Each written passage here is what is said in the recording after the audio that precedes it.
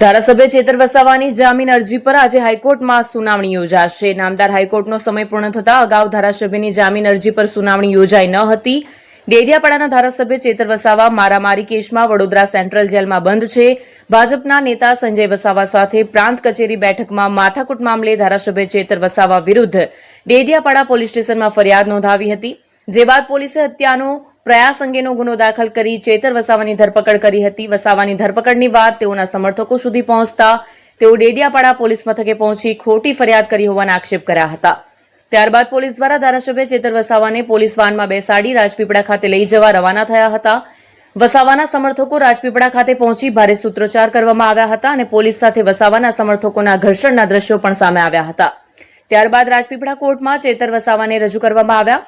Police રિમાન્ડની માંગ કરી હતી। કોર્ટ દ્વારા રિમાન્ડ મંજૂર ન કરાતા તેઓને કસ્ટડીમાં લઈ જવામાં આવ્યા હતા। ચેતર વસાવાને વડોદરા ખાતે એસએસજી હોસ્પિટલમાં મેડિકલ ચેકઅપ માટે લઈ જવામાં આવ્યા। ત્યારબાદ વડોદરા જેલમાં રાખવામાં આવ્યા છે। તેઓની જામીન અરજી પર હાઈકોર્ટમાં તારીખ 22/7ના રોજ સુનાવણી યોજાઈ હતી।